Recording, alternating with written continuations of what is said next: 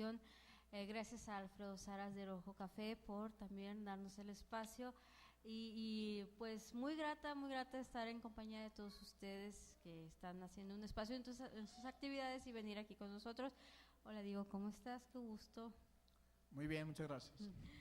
Tenemos aquí, pues ya los habían presentado a Román y a Jorge, autores de dos libros que tocan esta temática que es la literatura del horror, del terror, géneros narrativos que en lo personal a mí me gustan mucho y qué bueno que abrimos esta serie de charlas con autores que escriben sobre este género. No sé, quisiera iniciar preguntarle aquí a los autores presentes, ¿me podrían definir como tal el género del terror y del horror dentro de la literatura? Bueno, buenas noches a todos, gracias por asistir. Usualmente cuando hablamos de estos dos géneros, que es el horror y el terror, a veces como que tendemos a confundirlos y a creer que es lo mismo. Yo podría aventarme ahorita todo un tratado acerca de la diferencia que hay entre horror y terror, pero pues no es el caso, y vamos a ir al punto más básico que diferencia estas dos literaturas. El terror es aplicable a cosas que podrían ocurrir en la vida cotidiana, es decir, un asesino serial, un virus, un ataque de un animal. Todos esos eventos y acciones que pueden ocurrir en cualquier momento en nuestras vidas actuales es el terror. Mientras que el horror está inmerso dentro de lo que son los eventos paranormales y situaciones que están más allá de nuestra explicación, como es el caso de vampiros, como es el caso de demonios, posesiones y demás situaciones que no pertenecen propiamente a nuestra vida cotidiana. Entonces, en términos muy prácticos, terror es aquello que puede pasar en la vida real y que realmente pues pasa, como es el caso de asesinos como es Ted Bundy, como es el carnicero de Milwaukee, Chikatilo. Y el horror son cosas que realmente pues es muy complicado, si no es que imposible que pasen, como es Drácula, como es Frankenstein y todo ese tipo de situaciones. Esa sería la diferencia global y primordial entre lo que es la literatura de horror y la literatura de terror, que uno podría pasar, que es el terror, y otro es imposible que pase, que es el horror. Bueno, ahora para HG Román, bueno, a mí me gustaría saber cómo nace el horror y el terror en la literatura. Bueno, tiene sus orígenes primero con el género, lo que es la narrativa gótica. La narrativa gótica en ese entonces, bueno, el de los primeros pioneros, se podría decir así, fue Wolpe, con el cuento que se llama El Castillo de Otranto. La narrativa gótica describe pasajes sombríos, castillos oscuros, villanos con una fuerza extraordinaria, muy malvados, y a partir de este género de la narrativa gótica comienzan a desprenderse otros géneros, terror, horror, dependiendo de los autores. Encontramos al famoso Edgar Allan Poe, que también fue de los revolucionarios. Él creó lo que es el terror, pero terror psicológico. ¿Qué es esto? Que es el monstruo. Bueno, por lo regular en géneros de horror vemos monstruos, vampiros, independientemente de la criatura nocturna o diabólica, pero aquí con Edgar Allan Poe no son monstruos, el mismo monstruo es el ser humano, es el peor enemigo que lo describe, es el enemigo del hombre. Incluso hasta hay cuentos que, bueno, aquí del público si conocen El corazón del atador, el gato negro, en que el mismo protagonista te está narrando la historia y es el mismo que está ocasionando todos estos asesinatos. Después de Edgar Allan Poe aparece Lovecraft, que él crea el género terror cósmico materialista, que aquí se refiere, como lo menciona Jorge, el horror, algo que no pasa en la vida cotidiana, como son dioses que despiertan de repente de sus tumbas, o criaturas que vienen del espacio exterior, o seres que carecen de un cuerpo y necesitan estar adoptando formas para ocasionar miedo, independientemente de la meta que quieran tener en el mundo. ¿No se supone que hoy se iba a acabar el mundo? Ah, ¿de verdad? No, ya se acabó. Ay, pues qué bueno, pero para no pagar la cuenta ya. Muy bien. Bueno, tú mencionas todas esas características de la literatura de terror y mencionas algunos autores. No sé si nos podrían decir algunos títulos de terror y horror para el público, bueno, para que sepan cuáles son. Bueno, si nos vamos a lo que es el terror, pues como comenta Román, pues toda la obra de Edgar Allan Poe es parte novela negra, parte terror. Los cuentos emblemáticos de Edgar Allan Poe, pues está El corazón del ator, está El escarabajo de oro, está Berenice. Berenice es muy bueno porque nos muestra lo que es la fijación y la obsesión de un ser humano hacia otra persona. Y pues también tenemos el cuento del pozo y el péndulo. En el pozo y el péndulo, Edgar Allan Poe nos sumerge en un entorno tan bien elaborado que cuando él pone al personaje de frente al pozo, que es la parte climática, de la obra, realmente no necesita describir qué hay en el pozo.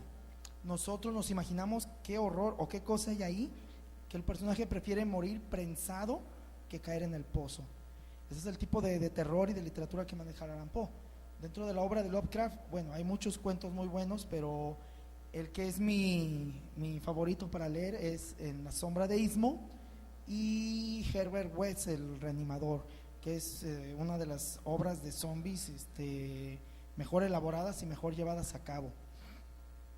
Hay otros autores, como por ejemplo está Stephen King, que ya últimamente como que le está medio, ya le está flojeando, pero afortunadamente está su hijo, Joe Hill, que tiene 2 novelas muy buenas, se llama El traje del muerto y Cuernos. Son historias muy buenas que al parecer el hijo va a poder llevar adelante lo que el legado de su padre. Y bueno, esas son las obras que serían muy emblemáticas dentro de la literatura de horror, junto con otros autores, que bueno, pues ya Guillermo del Toro también sacó Nocturna y Obscura, que son historias de vampiros biológicos, donde el vampirismo se trata como una especie de infección, no como una maldición. En este punto entonces podríamos decir que el vampirismo que maneja Guillermo del Toro está en una delgada línea hacia lo que es el terror, porque lo maneja como una infección, como una enfermedad que afecta al ser humano por medio de un parásito y que a la postre lo convierte en un vampiro.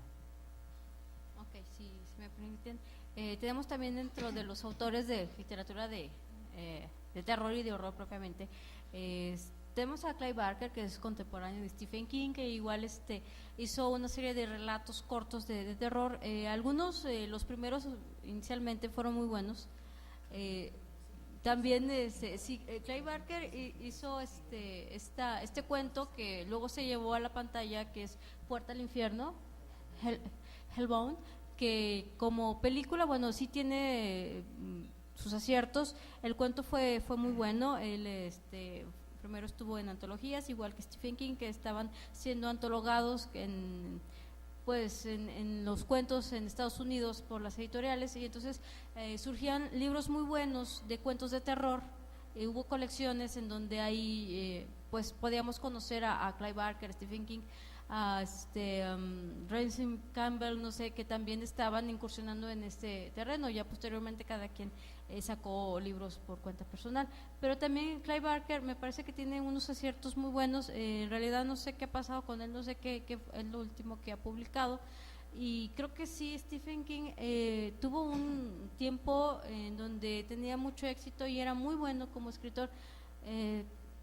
De un tiempo para acá ya no, ya me parece que decayó mucho la obra, el concepto y todo lo que venía manejando ya tomó un giro que a mí como lectora de horror ya no me gustó, y qué bueno que su hijo está retomando el concepto, porque no es cualquier cosa escribir terror, ¿sí? Se requiere mucha habilidad, mucho conocimiento y saber explorar la psiquis del humano. Entonces no se puede escribir terror así de fácil.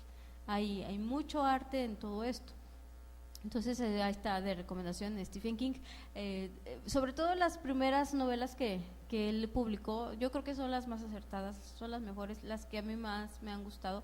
Estoy hablando de Carrie, Christine, Pet Sematary, ¿cuál otra? ¿Cuál se me escapa? Cuyo también, que lo escribió, que Mitad Siniestra.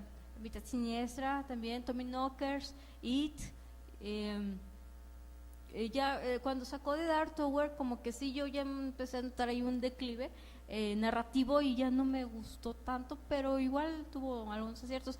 A partir de Dark Tower ya en realidad no, como que lo fui delegando de mis preferencias literarias. A mí me gustaría preguntarles a los autores, bueno, ¿cuál es su punto de vista sobre la literatura de terror y de horror que se escribía en un periodo determinado? Porque, bueno, la literatura de Poe, la literatura de Lovecraft, ya es diferente en ciertas cuestiones con los monstruos que ellos manejaban, inclusive la de Bram Stoker, ¿no? o la de Mary Shelley con su famoso Frankenstein. El monstruo que es el doppelganger, ¿no? Básicamente del doctor Frankenstein. Entonces son monstruos antiguos. Ahora, esos monstruos, ¿cómo funcionan en la actualidad, no? Los vampiros siguen funcionando, pero Frankenstein ya no funciona. Por ejemplo, la momia ya no funciona.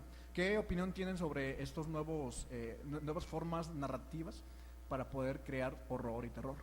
Bueno, de la principal diferencia es que los que eran de hace mucho tiempo, hablamos del siglo XVII, XVIII y XIX, es que estas historias se escribían de una narrativa muy poética, muy romántica, a la vez también muy seductora, porque hoy en día se discrimina mucho este género que porque, ay no podemos hablar cuentos de terror porque va a haber sangre, va a haber decapitados, va a haber destripados. No necesariamente, todas estas discriminaciones se debe a un subgénero del terror, que se llama gore. Este se refiere más que nada que son historias absurdas que no tienen coherencia y lo único que dice que vale la pena esa historia es ver descuartizado a un personaje, ver cómo muere de una forma brutal. Y yo creo que por eso se debe a que mucha gente discrimina este género y también se dio este cambio repentino, porque los que eran los cuentos como de Edgar Allan Poe, Ray Bradbury, que escribió el cuento del Carnaval de las Tinieblas, que fue el primer cuento que habla de un circo maligno. Aquí en México así lo traducieron, pero el título original se llama Algo terrible está por suceder. Para mí sería como la gran diferencia la narrativa. Era una narrativa muy poética, muy atrapante, muy seductora inclusive, como por ejemplo Bram Stoker describe a Drácula de una forma erótica, muy seductora, muy llamativa más que nada y atrapante, a diferencia de algunos autores de la época de hoy que omiten eso, omiten toda esa poética y directamente habría, por ejemplo, una diferencia. Se abrió la puerta intempestivamente y entró una sombra alargada que de llamas rojas, y ahora la escritura de se abrió la puerta de repente y entró el mono con el cuchillo y ya, se acabó. Le quitaron todo el encanto y yo creo que eso también le llamaba mucho la atención a lo que es este género, porque lo que pasa que a los inicios del género, la narrativa gótica, surgió también como respuesta al racionalismo y a la época de la Ilustración, que es como la época en que, ay sí, toda la vida es color de rosa, todos vamos a vivir felices, y esta época llega el gótico y le dan la torre a eso y digo, no todo es felicidad. Así como hay una escalera que va al cielo, también hay una escalera que va al infierno, pero te va bajando al infierno de una forma muy bonita y no tan drástica. Bueno, cuando nosotros vemos a lo que son los monstruos antiguos, que en este caso mencionó a Frankenstein, me vino a la mente una película que recientemente vi que se llama, es productor Guillermo del Toro, se llama ¿Sífilis? No, es la historia, es una vertiente de la historia de Frankenstein, en el cual un grupo de científicos crean un híbrido a partir de varios animales para tratar de obtener una vacuna. Sin embargo, como parte del protocolo de la ética, tienen prohibido mezclar ADN humano en esta prueba, en este híbrido. Este par de científicos se atreven a hacerlo y crean un híbrido que poco a poco va tomando una apariencia humana. El problema está en que conforme la historia empieza a avanzar, empieza a perder mucha credibilidad, y es lo que está pasando actualmente con muchas historias y con muchos libros, con muchas películas, que te empiezan a llevar una historia de suspenso y de terror que te va enmarcando, te va llevando, y llega un momento en que el autor pierde la visión y se va hacia otro lado. La historia de esta película pudo haber sido muy buena con un final muy bueno. Sin embargo, en un punto la historia perdió coherencia, y en lugar de llevar a un monstruo que se pudo haber puesto a la par de Frankenstein, dejaron a un monstruo bastante soso y bastante ridículo. Lo mismo ocurre un poco no sé si ya han leído Nocturna de Guillermo del Toro. Nocturna empieza muy bien y hasta la mitad del libro yo estaba fascinado con el libro, porque Guillermo del Toro me sumergió en un mundo oscuro, me puso en una situación de tensión, que yo no sabía qué estaba pasando en el avión, que yo no sabía qué estaba pasando en los refrigeradores, que yo no sabía qué le estaban pasando a los personajes. Pero llega un momento en que también se pierde esa visión y llega a situaciones en las que hay una batalla que es por demás ridícula y que tú no sabes quién está peor, si el que los está tratando de atacar o los que se están defendiendo. Es muy complicado para los autores llevar la misma pauta para al final darle un buen producto y un buen final al libro. Yo tengo un conocido que lo que hace es lee el primer capítulo y lee las 2 últimas páginas. Si las primeras hojas del capítulo y las últimas hojas lo convencen, lee el libro. Si no, no lo lee. Y realmente pues sí es muy lógico, porque si tú vas a leerte un libro de 600 páginas y resulta ser que en las últimas 50 páginas el autor echó a perder toda la obra, pues ya desperdiciaste tu tiempo, ya te cansaste, ya te frustraste y ya estás enfadado con el autor porque no supo terminar la historia. Actualmente hay muchas obras que sí son buenas en el punto de vista del terror y del horror, pero hay que empezar a buscarlas, hay que empezar a hurgarlas, y actualmente hay muchos lugares en internet donde pueden leer los primeros capítulos. Lo recomendable casi siempre con un libro es que si tienes su versión en ebook y te está ofreciendo, no sé, que leas los primeros 20 o 30 capítulos, pues los leas, están de gratis, los lees. ¿Te gusta la obra? Bueno, pues voy y la compro. ¿No me gustó la obra? Bueno, pues no perdí nada más que tiempo, porque hay veces que si uno gasta 200, 300 pesos en un libro y no valió la pena. Y a mí me ha pasado. Y me ha pasado con otros libros que cuestan 80 pesos y yo digo, qué buen libro. O que me lo regalaron y No, sí. Actualmente todos los monstruos que se utilizaron en el pasado, momias, vampiros, hombres lobo, demonios, pueden ser llevados a cabo en obras actuales. Sin embargo, se deben de actualizar, se deben de tropicalizar al lugar. Sí, o sea, no puedo poner a un arqueólogo que piense como un arqueólogo de hace un siglo al momento de que está descubriendo una pirámide inca, un asentamiento donde hay una momia inca. Tengo que exponer toda la situación para que puedan encontrarlo.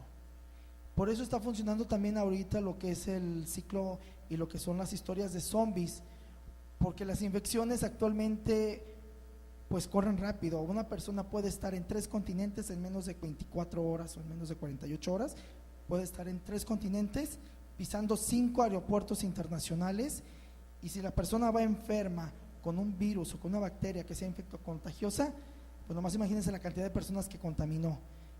Entonces las historias de zombies por eso están teniendo ese revuelo y por eso están teniendo esa aceptación, porque son muy lógicas y son muy congruentes.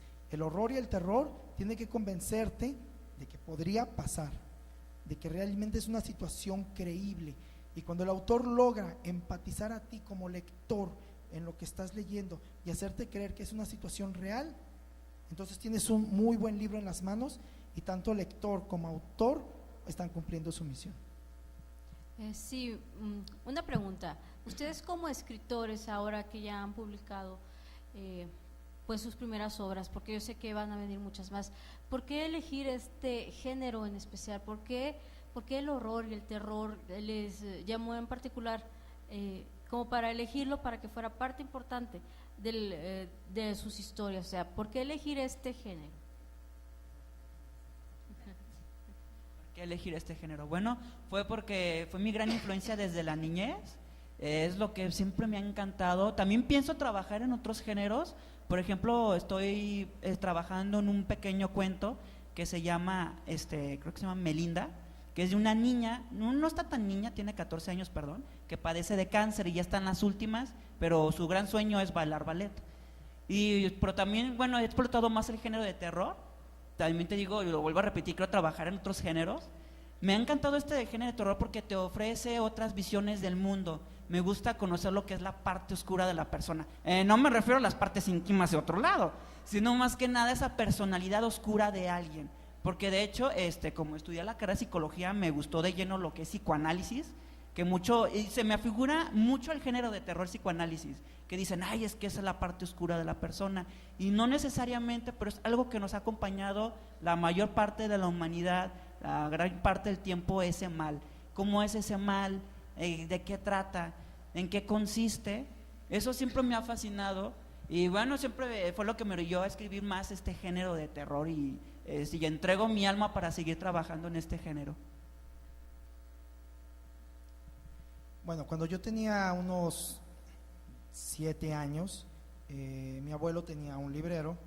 En el librero tenía cuentos de Hans Christian Andersen, de los hermanos Grimm, historias para niños. Entonces yo llegaba todos los fines de semana y agarraba un libro y lo leía. Cuando se acabaron esos libros, a un lado tenía un libro que decía Narraciones extraordinarias de Edgar Allan Poe. Entonces yo me dije, con la infancia, en la inocencia de un niño de 7 años, pues han de ser historias también para niños. Entonces agarré el libro y lo leí. El primer cuento se llamaba El escarabajo de oro. Cuando lo terminé de leer esa tarde, llegué a mi casa y no dormí como en 4 o 5 noches. Me imaginaba al negro que acompaña al personaje principal cargando la calavera, cómo soltaba el escarabajo de oro a través de un árbol. Veía en las paredes al condenado bicho trepar las paredes. Entonces me obsesionó tanto el asunto y me agradó tanto la sensación de miedo que me causó, que al siguiente fin de semana lo volví a agarrar y leí otro cuento. Y empecé hasta que lo terminé. A un lado de ese cuento, en el siguiente estante, había otro libro. Y ese libro tenía un nombre muy sugestivo, tenía un nombre que la pura palabra me atrajo independientemente de los colores. El libro era Drácula. Entonces lo agarré y lo empecé a leer.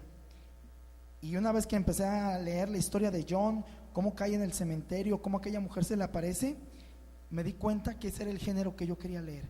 Yo quería leer historias de horror, yo quería leer historias que me hicieran sentir miedo y angustia, independientemente del final que tuvieran, porque pues, normalmente las historias de horror difícilmente van a tener un final muy agradable. El final más agradable que puede tener una historia de horror es que un personaje queda vivo. A lo mejor cuerdo no, pero vivo sí. Entonces, a mí me empezó a gustar mucho este género. A los 14 años yo conocí a Lovecraft, bueno, la obra de Lovecraft. Después empecé a leer otro tipo de obras, empecé a ver películas, series. Había unas historietas muy buenas que se llamaba El Libro de Terror, que las compraba y las leía, y por eso me apasionó tanto este género. Cuando llega el 2003 y que yo veo el tipo de cosas que están haciendo con los vampiros, y que ya no hay obras de vampiros que a mí me satisfagan, que yo diga, ay, qué buen libro de vampiros acabo de leer, que realmente me causó miedo, es en ese momento cuando determino que debo de crear algo, que debo de hacer yo una mitología de vampiros para que llene ese vacío que en ese momento yo tenía, esa necesidad de leer algo de vampiros que realmente fuera de horror, dejar a un lado la figura romántica, la figura agradable, la figura buena onda del vampiro que estaban llevando, y traer de vuelta a lo que son los seres de horror, a los monstruos, a los seres que tienen apariencia humana y que se alimentan de los seres humanos. Por eso este género me agrada tanto, porque llena ese vacío, llena ese vacío y me da esas emociones y esas sensaciones que solamente la literatura de horror me ofrece. Bueno, hablando ya de fin del mundo, como dice Román, tenemos 5 minutos antes de que se acabe el mundo y la presentación, así que háblanos de su obra Villa de los Corderos y Meriac. A ver, H.G. Román, háblanos de Villa de los Corderos. Bueno, Villa de los Corderos me enfoco más a lo que es entre el horror. Trata acerca de un pueblo habitado por fanáticos religiosos que son liderados por un reverendo que no es humano, es un monstruo que ha estado dormido durante mucho tiempo y despertó y sabe cómo controlar a las personas, sabe cómo manipularlas. Este personaje malvado se llama el reverendo Eliezer. También se llama como Terror, que es su verdadero nombre, Terror. Manipula mucho a estos personajes hasta el grado de que los obliga a cometer crímenes, asesinatos, haciéndoles creer de que toda persona que tú mates es porque es un pecador y merece morir. Ellos comienzan a adorar no a un Dios de amor, sino a un Dios que quiere sangre de la gente, un Dios que quiere la sangre de los pecadores, que llegan incluso hasta producir episodios psicóticos. La psicosis más que nada son alucinaciones, es que la persona ya no entiende el lenguaje. Son esto, voy a ponerlo así como un ejemplo. Todos nosotros, los que nos creemos normales, decimos, le dices a tu compa, échale un ojo a la sopa, y tú ya entiendes que es cuidar la sopa. Pero le dices esto a un psicótico y el psicótico se quita el ojo y lo avienta a la sopa, literalmente. Él no tiene ese sentido figurado. Y yo me preguntaba, ¿qué pasaría si un psicótico leyera la Biblia? Porque la Biblia está llena de metáforas y narraciones muy explícitas, y un psicótico puede llevar a la realidad esas palabras. Y fue como se me ocurrió la idea de esta novela, de estos personajes que pueden llegar a impactar. No trato así como de denigrar la religión ni nada de eso, solamente es una historia ficticia. El pueblo se llama Villa de los Corderos y de hecho la ubicación es real, se encuentra en Mapimi, Durango. Para aquellos que quieren viajar en Durango, nomás tengan cuidado y no perderse en el camino y entrar en este pueblo. Bueno, y antes de que maten a Román por hacer esos cuentos, a ver, ¿qué nos puedes decir de Meriac? Bueno, con Meriac lo que hicimos principalmente fue reinventar el mito del vampiro, tomar lo que es las cuestiones romanas, principalmente de los gitanos, y un poco de lo que es el mito babilónico. Junto con esto creamos una mitología nueva de vampiros. Hay un punto que yo no me explicaba por qué, y pues realmente todavía a la fecha todavía no me explico por qué. Los autores de vampiros lo evadían, que es el vino tinto, por cuestiones también religiosas. No mezclaban, aunque hacían claras referencias al vino, junto con el vampirismo. En esta obra el vino y el vampirismo están muy mezclados. El primer vampiro es un enólogo del 3500 antes de Cristo, que por cuestiones que, bueno, van a tener que leer el libro para saber por qué, se convierte en el primer vampiro y comparte esta maldición con otros seres humanos. En la historia, ser vampiro no es ser buena onda, ser vampiro no es un privilegio, ser vampiro no es un don o un estatus social, es una maldición. Se dan cuenta que están malditos, que acaban de perder lo que es su contacto con la humanidad para evolucionar, como ellos algunas veces lo dicen, y ven al ser humano como mero alimento. Lo ven como algo que se puede desprender, que el humano no me sirve para alimentarme. Sin embargo, Meriac es un personaje que entra en este círculo de vampiros y se da cuenta de que realmente aún conservan su alma y que poco a poco la van perdiendo con las acciones que van llevando al momento de seguir su ruta como vampiro. Meriac lucha por conservar su esencia, por tratar de conservar esa humanidad dentro de un mundo oscuro. El vampiro que la convierte la lecciona en algunos puntos acerca del vampirismo. Le dice, bueno, si vas a alimentarte de alguien, no es necesario que lo mates, le puedes quitar 1 litro de sangre, le quitas 1 litro de sangre a 5 personas y ya con eso ya te alimentaste. Pero no se lo dice porque aprecia a la humanidad o porque le tenga cariño, se lo dice porque le comenta, es que si matas a un humano y empiezas a matar a un humano, se nos van a acabar, y si se nos acaban, ¿qué vamos a comer? Y el ser humano, aparte, no debe de saber que existimos. Para los seres humanos nosotros somos un mito, somos un cuento, y así debe de conservarse. Creó una sociedad dentro del universo vampírico y todos los inmortales se deben de regir bajo las reglas de esta sociedad. Hay grupos de rebeldes que se oponen a esta sociedad, se genera una guerra y Meriac se ve envuelta dentro